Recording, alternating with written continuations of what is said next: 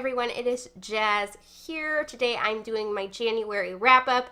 Just gonna preface this video by saying if I look or sound not good today, it's because I'm getting over a head cold, and also up until like, I don't know, 15 minutes ago, I was still contagious with pink eye in my right eye.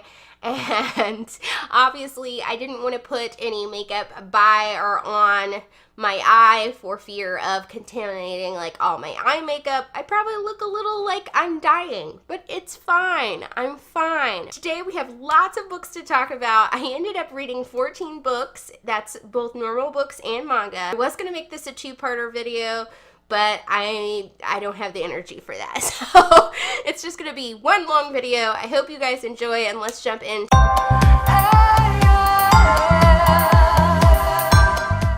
The first book I completed in January was 5 Feet Apart by Rachel Lippincott.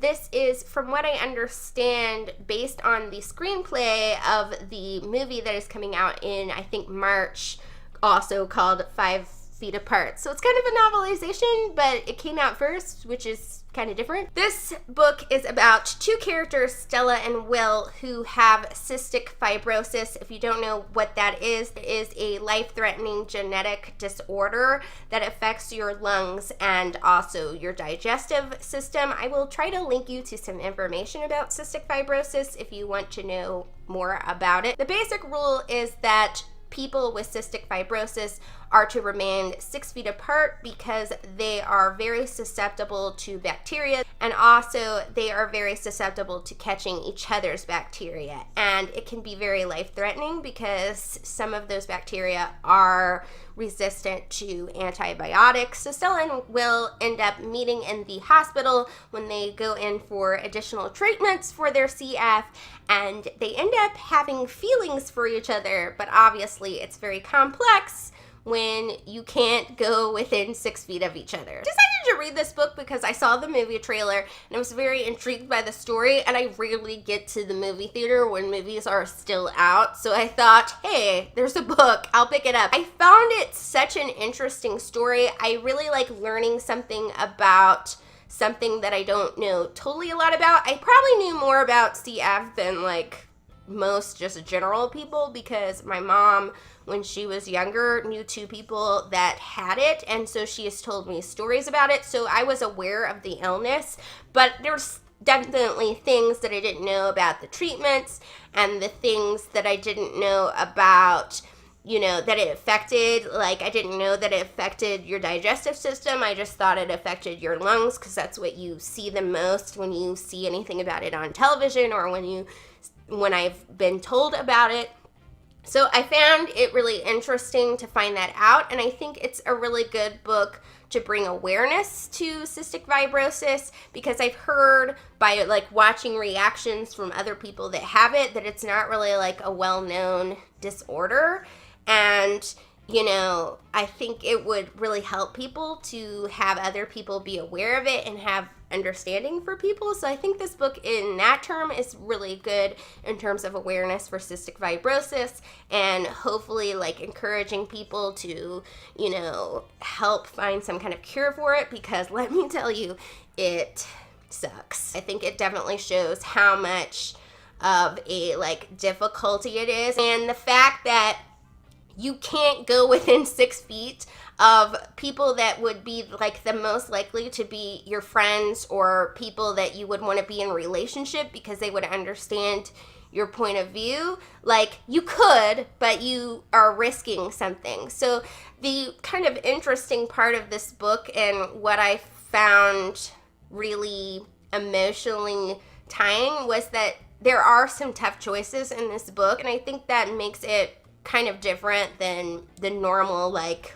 we have an illness kind of book. I can acknowledge that this book does contain quite a few kind of contemporary YA romance tropes, but the thing is that I didn't really care in the case of this book because they were the tropes that I am trash for. I don't have many like romance tropes that I'm trash for, but this one contained all of them. But I will say, even though this does contain some tropes in it, it's not straight up predictable. Like, I definitely wanted to go on the journey and find out what was going to happen to these characters. This book somehow managed to not be totally depressing, which it definitely has the potential of being that, just because the main characters are dying, literally.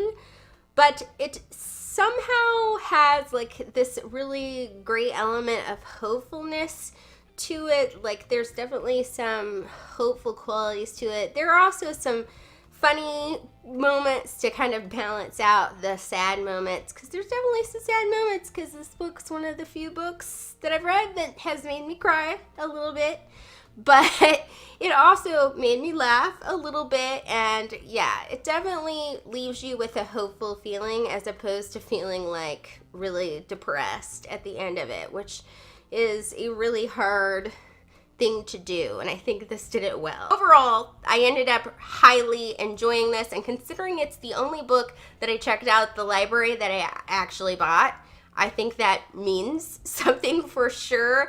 And I ended up kind of being torn on my rating. Like, I acknowledge the tropes and stuff are in there. I felt like it should be a 4.5, but I couldn't tell my heart that. Like, I just love the characters and going on the journey with them so much that I kind of was fine with rounding it up to 5 stars. Next up, I read volumes 9 through 11 of Fruits Basket, and I'm just gonna review these together because of time, but also because they were all freaking bomb. If you don't know what Fruits Basket is about, this is a manga that is basically about a girl named Taharu who becomes involved with the Soma family, a family that has a secret curse put upon them. These were awesome. I had to go to 2 libraries to get number 9, and it was so worth it. I'm glad that I got it in my hands because it was lovely. I, of course, love all the things that I usually love about Fruits Basket. It's this crazy way of blending genres that should not work together. Like, it's kind of got like a rom-com moment, and then it'll be like really dark and emotional, and yeah, there's just all the feelings. There's mysteries, there's feelings, there's everything in this. And so I, of course, love just reading further about every single character that's been introduced in this. I will say that, like, there's a certain character in here, and if you read it, you know who I'm talking about, who's making me mad, but in a good way. Like, it's in a good, like, I'm mad because I'm invested in my characters that are my babies, and I'm like, don't you mess with them. There was like a huge reveal, I think, at the end of 11, so I am so excited to read more Fruits Basket. I'm definitely going to the library tomorrow. I'm gonna see if I'm gonna be able to check out more of this because I need more. They're so good, guys. If you haven't read Fruits Basket and it sounds like something that you would like, you need to read it now. And I gave all 3 of these 5 stars. I was oddly in an unexpected contemporary romance sort of mood, so I decided to continue on the flow and read Attachments by Rainbow Rowell. This is a book set in 1999, 2000 sort of time period, and it centers around a man named Lincoln who is kind of going through a point in his life where he doesn't really know what he wants to do, so he just gets a job. He just thinks, I'm 28, I'll just get a job. You know what I mean? And his job basically ends up being reading people's emails at this newspaper where he works. So people have been up to no good in their email. He's monitoring them and like sending out warnings for them being like weirdly inappropriate or whatever in their email. Then he ends up reading the email of a woman named Beth and her friend Jennifer, and things get kind of complicated because he starts to feel like he has feelings for Beth, but at that point he can't really introduce himself because how awkward is it to say, "Hi, I'm Lincoln. I've been reading your email for several months." There's lots of things to really enjoy about this. I feel like it is, first of all, super hilarious. The dialogue is snappy. It's really funny.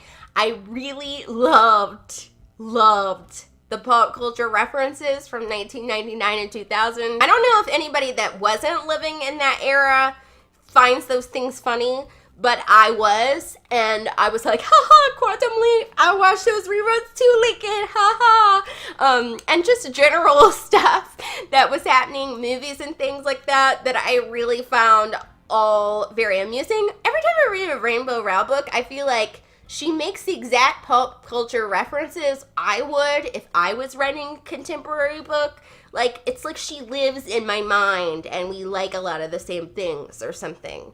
So I always find enjoyment in that. And also I found enjoyment in just Rainbow Rowell's writing in general. I really like her writing style and how she writes.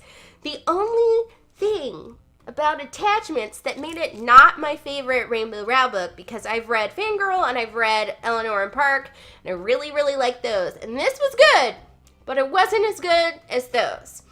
And where my qualms start, some of it probably has to do with me a little bit. What I personally like about reading and about, you know, people and things in general.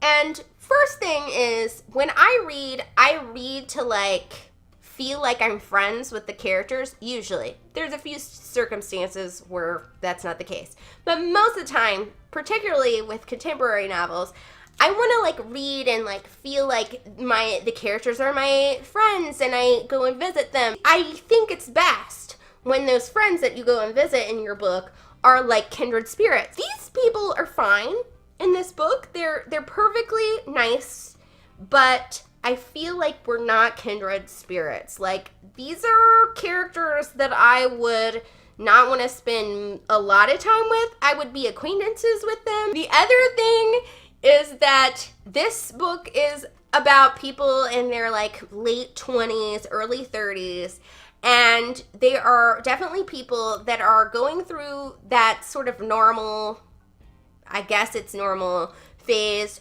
where they are concerned about like getting married and like, why am I not married yet with like 50 children and things like that. And I am not a person like that. Like, I'm 32.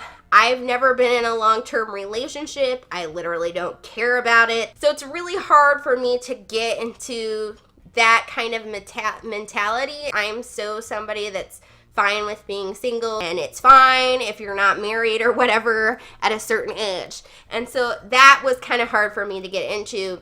But mainly I do think it was the lack of kindred spiritness with the characters.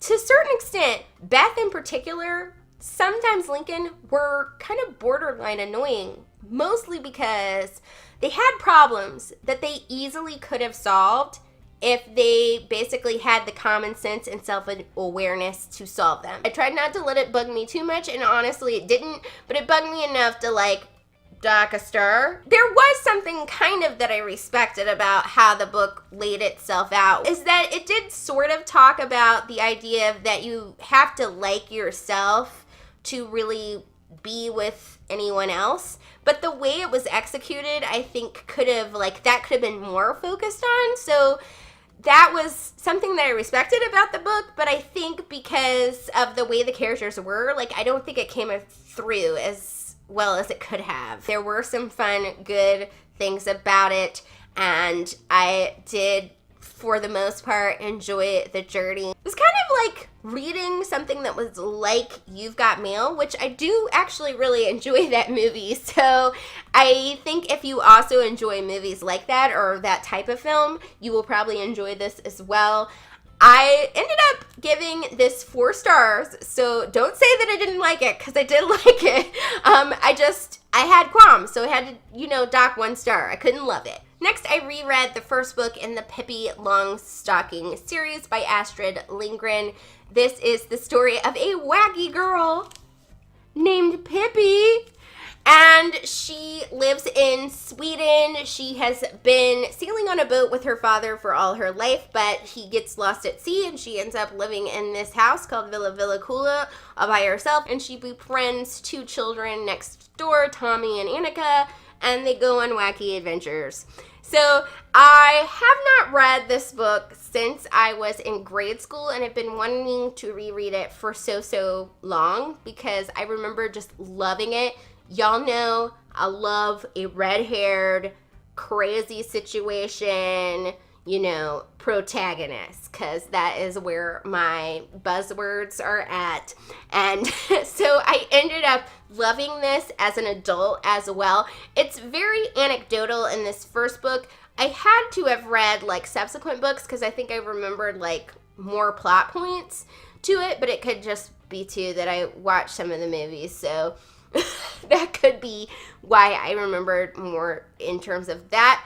But it really works in this book to be anecdotal just because it is a children's book. But I think it also just shows Pippi's wonderful character. She's so like crazy and weird and unapologetic about her crazy weirdness. Like she doesn't even know that she's odd, and even if she did know, she wouldn't care. So I think that is great. And I just also love that she's like randomly superpowered, but like there's no particular reason why, or at least in this book. And it's just kind of great to see like a really strong girl who like ends up getting out of like crazy situations by just being herself. And also I just enjoy her friendship with the two other main characters because they enjoy hanging out with her even though she is crazy. And I think that's like what friendship should be, like unconditional and all that stuff. So I genuinely loved rereading Pippi Longstocking. I'm definitely planning on reading the next two books that are collected in this bind up soon, and yes, gave this one 5 stars. I completed the Book of Monsters by Keith Flynn. This is basically just a poetry collection. Now, I haven't read a poetry book in its entirety in a really long time. Usually I just like go through poetry books, pick out one that seems interesting to me and read it. I don't read the whole book very often. So this is the first time I've done that in a really long time. When you read a poetry book, and also I would say short story books, you're not gonna love every single poem or story. There's gonna be ones that you really enjoy, that you love. There's going to be ones that you like and ones where it's just okay. So in the case of this, that was what basically happened. There were definitely maybe I would say 3 to 5 poems that I truly loved in their entirety. There were ones that I liked that had like really brilliant, lovely lines in them. And there were ones that were just okay. And when I say okay, I realized what I kind of think on poetry is I don't tend to love poems where the writer acts like I was there in this situation and doesn't like explain the situation. If that makes sense, I prefer poetry to be more universal. Like I can understand it whether I was in that place or not. And there's a couple in there like that I didn't love, but I still acknowledge that they were interesting, that it was an interesting thought. I probably just would have enjoyed them more if I knew like exactly what he was talking about.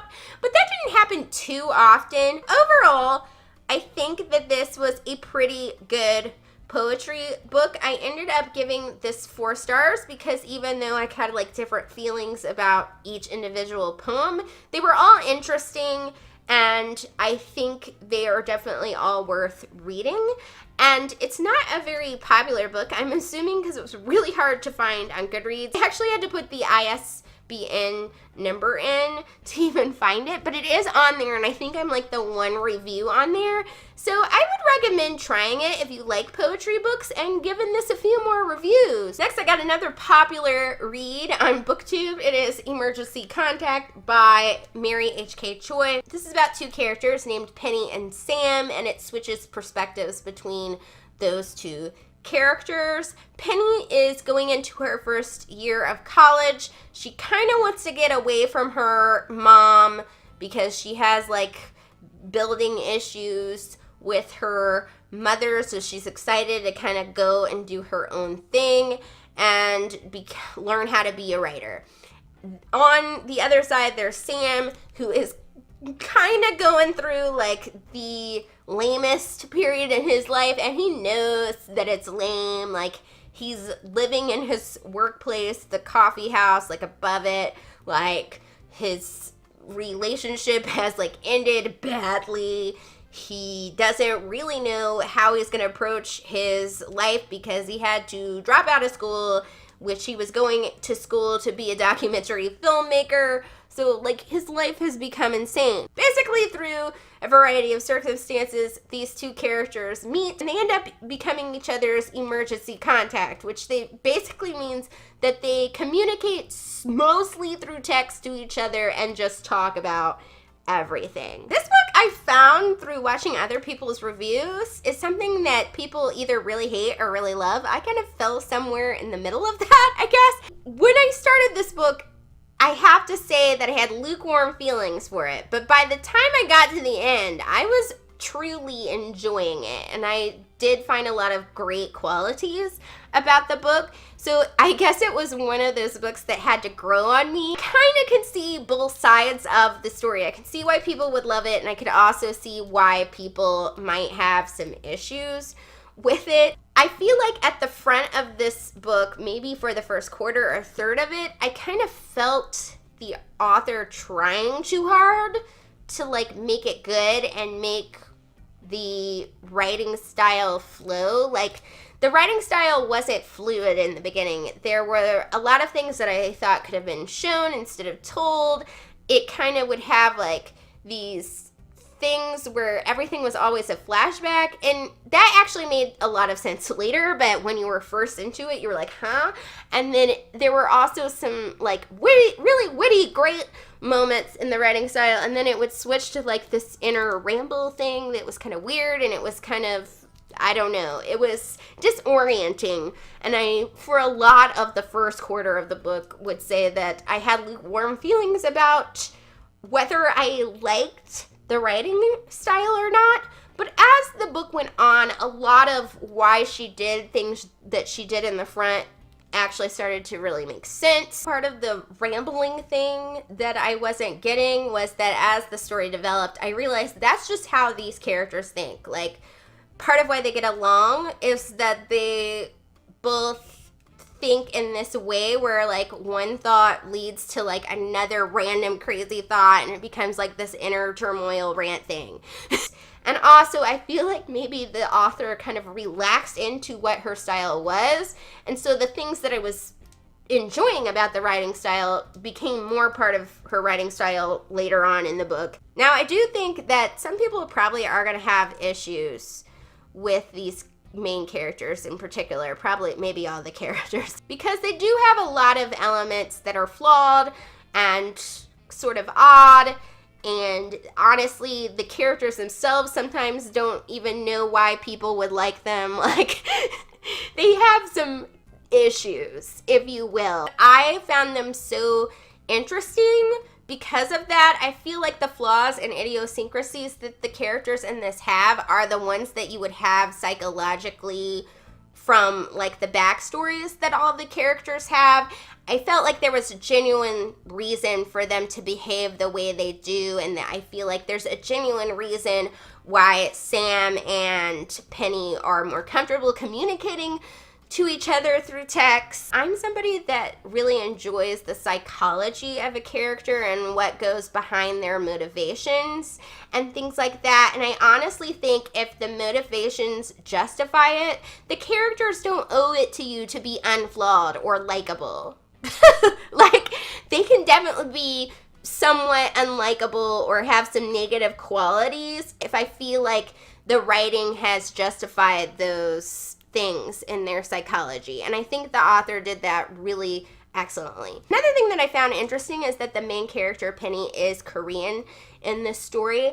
And there are some really subtle but interesting thoughts that she has about her experience and being a person of color, and like trying to, in her case, be a writer and what people expect from her, or like things that people expect from her because of that. I found those really intriguing. They weren't like forced into the book too, so I think that's why I found them like interesting. They're very subtle, it's not like made like a big deal in the book, but they are really interesting thoughts, and I really liked seeing them. While I wasn't full on kindred spirits with these characters, I was probably more so in this book kindred spirits with these characters than I was with the ones in attachments.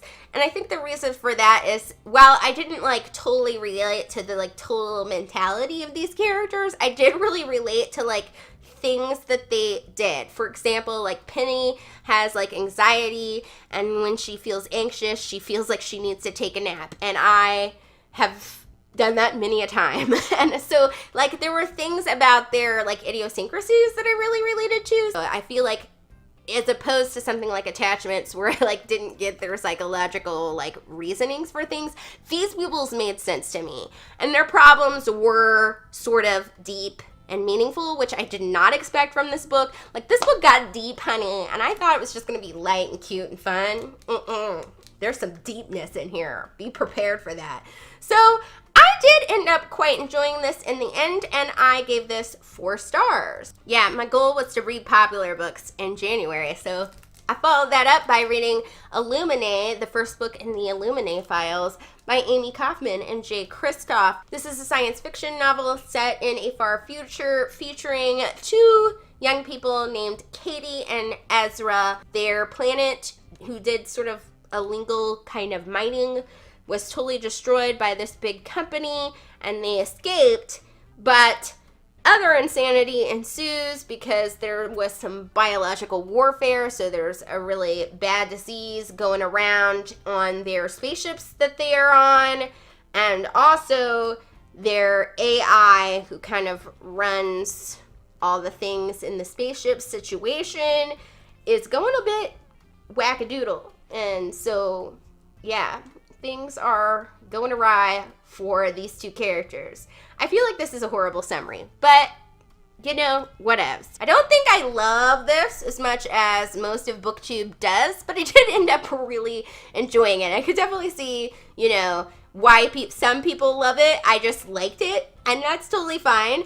It was a really fast-paced, well-structured science fiction novel. Like, all the beats hit pretty well in this. And of course, it's pretty innovative in the way the story is told, because it is told in the form of multiple documents. So you have things that are like, I guess, futuristic-y type email conversations. You have files, you have reports written, you have things in the point of view of the AI. All sorts of different documents are featured in this, and that's what makes it sort of a different kind of story. I feel like, though it's really innovative in terms of its structure, I don't think it's that innovative in terms of a science fiction.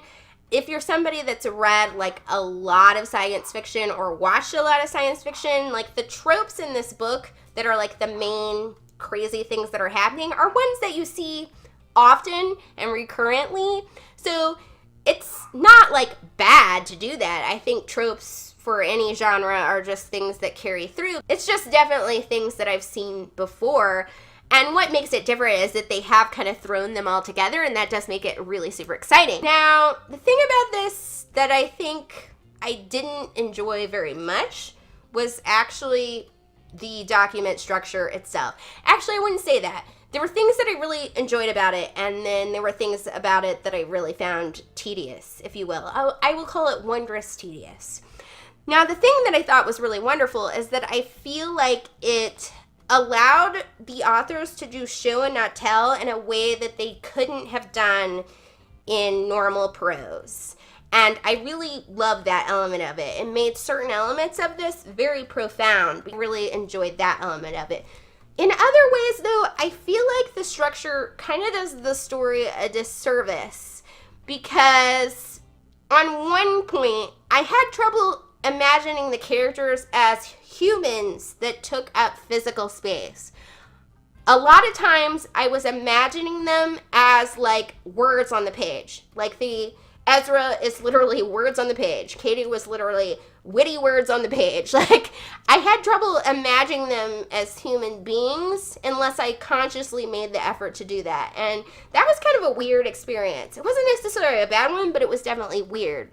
I also think that because the book is so long, it did get a little tedious, like I said, just because you had to switch your brain to approach reading each document. So if you're reading a file, you have to read that differently than you would just read something that's straight dialogue or something like that. And there were these sections too that were somebody telling what was happening in video footage, and I think I may have really disliked those sections. They totally would take me out of the story, partially because you're going through long periods where you're not reading prose, and then those are in like prose or as close to just normal prose as they can be. There's really no way around it because the authors did have to find a way to write in normal prose sometimes, just because they were situations where people weren't talking, or you know, you had to just do description. There was no way around it. I don't necessarily think they just took me out of the story for the reason of like what you had to switch your brain to. I think they also took me out of the story because somebody describing video footage probably isn't going to describe things about where the way the character was breathing heavily or how she had sweat in her eyes or something like that. Like, they're not going to get poetical about it. They're just going to tell you what's happening. And so I feel like it would have been boring if they hadn't been a little, you know, more interesting with their description in those. But I also feel like it wasn't like what somebody would do in my mind. So it kind of was hard for me to suspend my disbelief in those sections. Other than my qualms, which sound big, but were not actually that big, I did think this was a really well-structured, well-plotted out, action-packed story. I definitely would be intrigued to check out more of the series at the library. I do think, though, that possibly I will try the audiobook and like listening to the audiobook while reading along, because there are some visual things in these that are really cool and interesting about the way they sort of do words on the page and such. So I wouldn't want to miss that part. But I think some of the like tedium stuff that I was feeling and some of like the parts where I might have to switch into prose would be more enjoyable in audiobook. So I'm thinking I might try the next book in the series that way. And if you want to get into sci-fi and you haven't read a lot of high sci-fi before, I think you probably would enjoy this. So I gave this 4 stars. Next, I read 4, 5, and 6 of the manga Bleach. It's about a young man who accidentally ends up taking on the powers of a Soul Reaper, who is somebody that can not only see the dead, he could see the dead before he took on this role, but they also have to fight sort of evil spirits and send them to the mysterious Soul Society. I'm not explaining this one at all well either. Now, the 4th volume was kind of its own thing. Like, it was kind of interesting getting into this one just because I felt like it's that episode in the TV show that kind of can stand on its own, but it was still really good. It had some really funny elements. It's got this weird dark humor in general, but it had some really straight up hilarious moments I felt in it. And also it had a very cool situation that the characters were in, and I really liked seeing the crazy situation that the characters got in and how they dealt with it. So I enjoyed this immensely. I gave this one 4.5 stars. The only reason I think I gave this one 4.5 instead of 5 was just because I felt like in this particular volume, like some of the side characters, I didn't get why they were there. I enjoyed them, but I didn't get why they were there. I probably shouldn't have thought that because, well, it was explained later. Volume 6 was The Flipping Bomb. This started a really cool plot. There were all sorts of really awesome things added to the world building that I thought were really interesting, and it added a new character that was intriguing and did also add to the world building, and some crazy stuff was revealed in this about a lot of those side characters that I was like wondering what they were about. They have purpose. So I was like, ooh, really cool. And also the situation that the characters find themselves in is insane. And I actually gave this one 5 stars. Holding up the wrong volumes, by the way. This was volume 5. So I held up volume 6, but I meant all that stuff for volume 5. Sorry. Whoops. So on to volume 6. And volume 6, I have to say, still really loved it, but I didn't love it as much as this one. It was not as action-y as the 5th one, and there was a reason for that. Basically, they had to explain all the stuff that they introduced in this one. So there was more exposition in this one. I just feel like Bleach for me works best when it's like the action and there's not like there doesn't have to be a ton of explaining.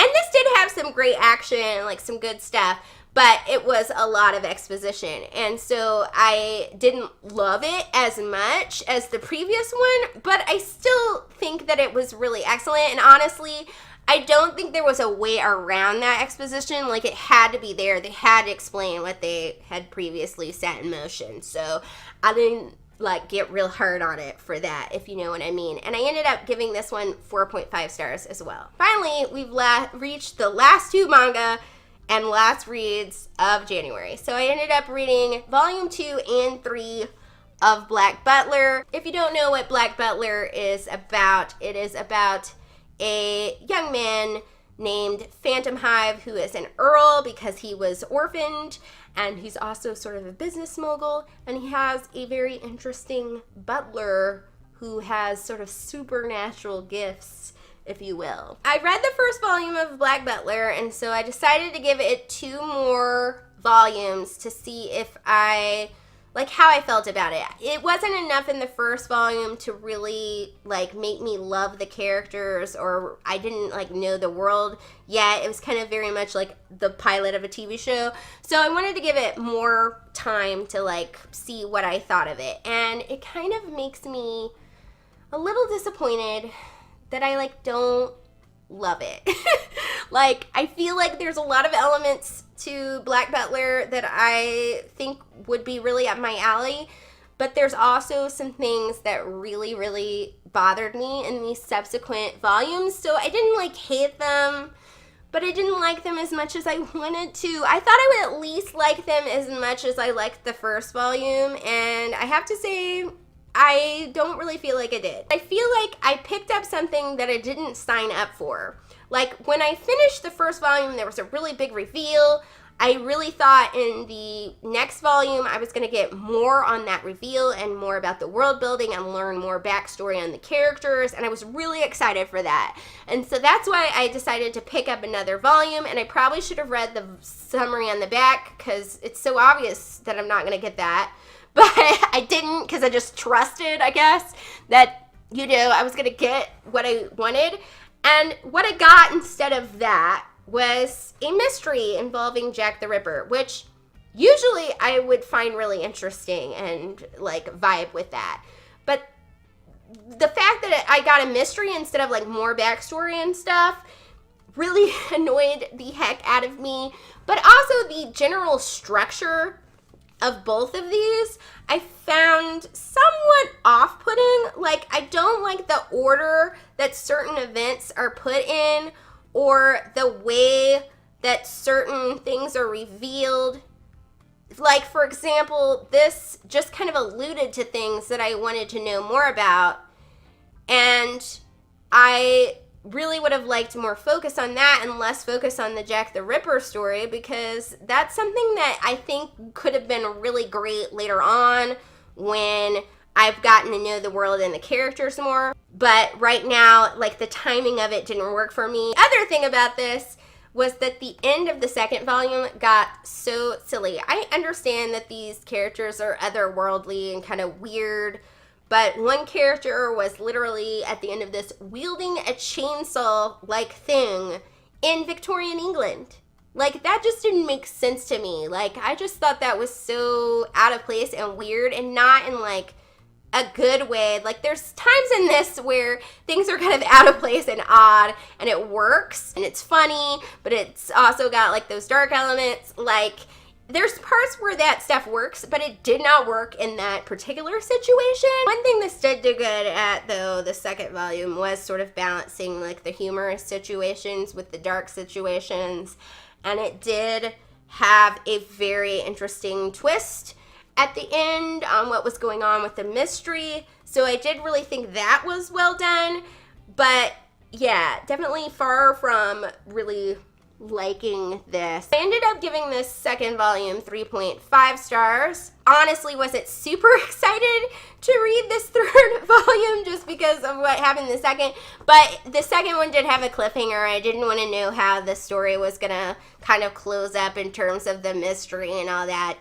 And so I do think that it closed off really well, and actually in this volume I did get some of that backstory stuff that I initially wanted, and it was really interesting, and it did kind of help me get the world better, and it also basically explained some things that I had questions about that I might have like forgotten from the first volume, or like they didn't explain in the first volume that I was missing out on knowing for this one, which I think was one reason why I didn't love this.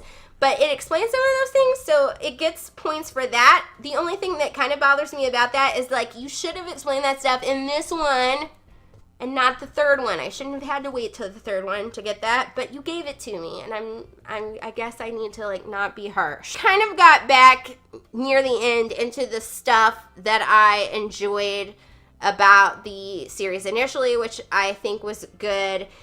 The only thing is that if you're somebody that does not love villain monologuing and like just villains being like crazy, you're probably not going to enjoy this. Sometimes it went a little too far for even me, but I think that the stuff that this does well made up for it. So it actually balanced out a little bit. And there were some things that I found somewhat endearing about this book. So I didn't like it as much as the first volume, but I definitely liked it more than the second one. So I decided to give this one 3.75 stars, which is kind of a weird rating, but that's how I felt about it. Yeah, I'm basically kind of disappointed that I don't love these. There's certain elements of these that I feel like I could really love if the structure and execution was just better. Like if they would put certain events in a correct order that worked, I think that these could be really amazing to me. And I'm sure they're amazing to other people, and people don't really care about that, but my brain cares about it. Better if this series gets better, let me know, but right now I'd rather read something like Bleach or Fruits Basket. That was my huge January wrap-up. I hope you guys enjoyed it, despite how probably long this video is. If you've read any of these books and you have some thoughts on them, give me a comment. Let me know what you thought of them, because I would love to discuss them some more. And I think that is it for today, my fabulous peeps. I'm going to go put more eye drops in my pinky pink eye, and I will see you all soon. Bye!